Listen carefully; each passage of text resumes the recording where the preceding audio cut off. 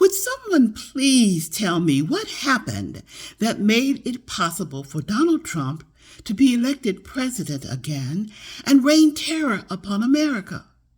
How did we get here? My search to find the answer led me to writing a book titled, Is American Christianity Antichrist? The subtitle is The Root Cause of Hate in America. Am I saying that American Christians are perpetrators of all the hate? Yes, I am. From the inception of this nation, the Christian religion has been used to justify stealing this land from the people that inhabited this land before the colonizers arrived, conducting genocide against the native inhabitants of this land, kidnapping and enslaving people from Africa and forcing them to do the heavy labor required to build this nation into a thriving economy, negating the emancipation of the enslaved by creating laws and social norms both in the North and South to limit or deny the former enslaved their rights to enjoy the full benefits of citizenship.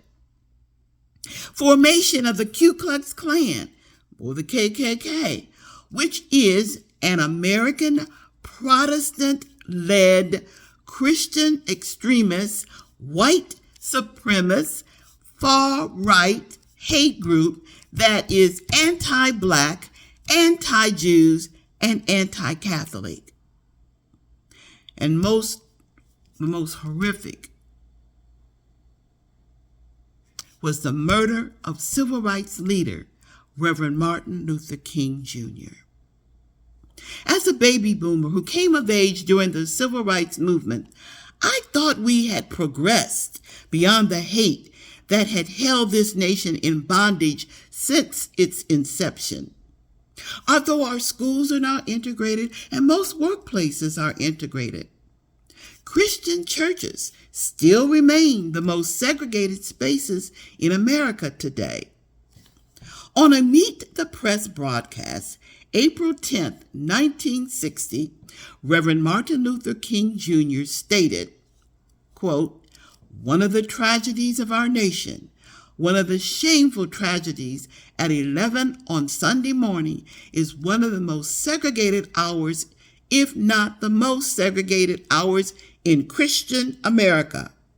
I definitely think the Christian church should be integrated, and any church that stands against integration and that has a segregated body is standing against this principle, against the spirit and the teachings of Jesus Christ."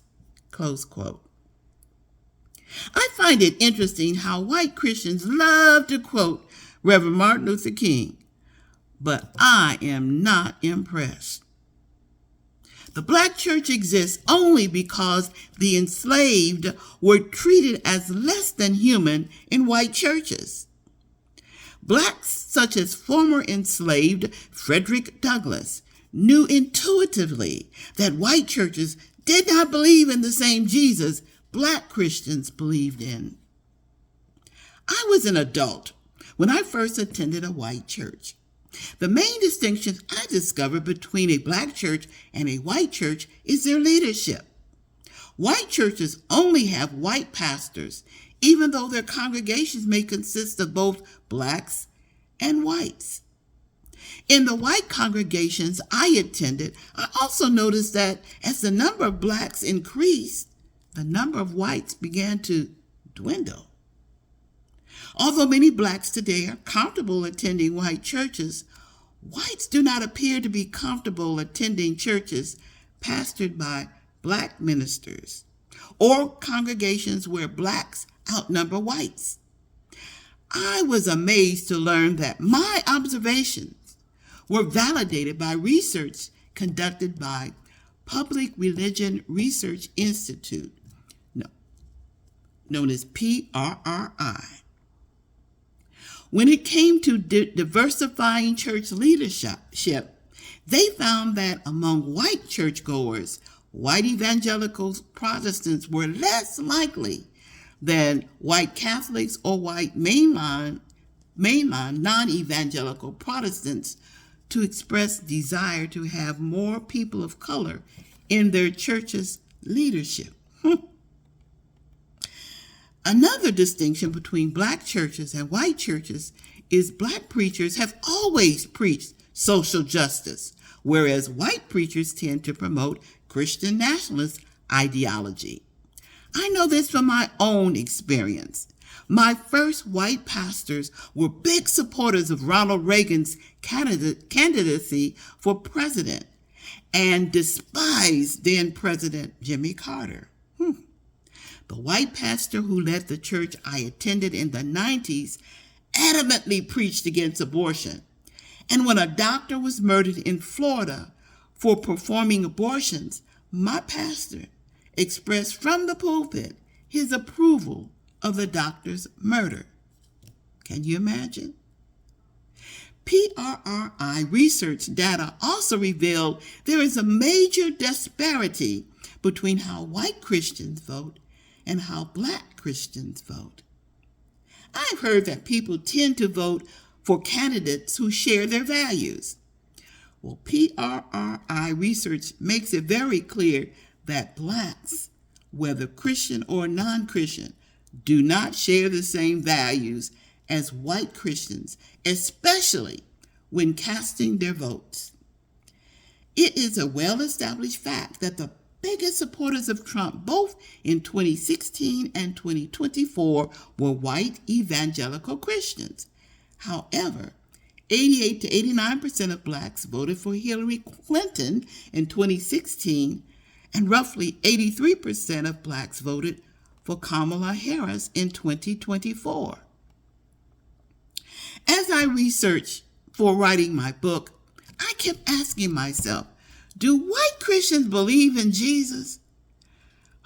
I was so blessed to hear an interview of Reverend Jim Wallace, an American theologian, writer, teacher, and political activist, at a 2020 webinar presented by New York Avenue Presbyterian Church in Washington, D.C. When he was asked why racism exists among white Christians, he responded, because they don't know Jesus. He also stated he preferred attending black churches. And Reverend Jim Wallace is white. I realize in this moment, many Americans feel overwhelmed with fear and anger because of the tyranny of the current administration.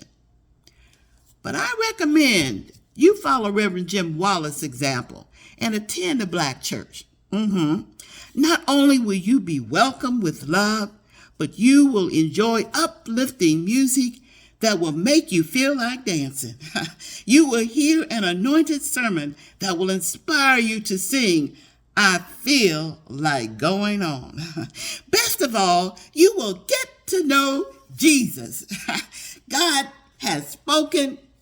Now let the church say, amen.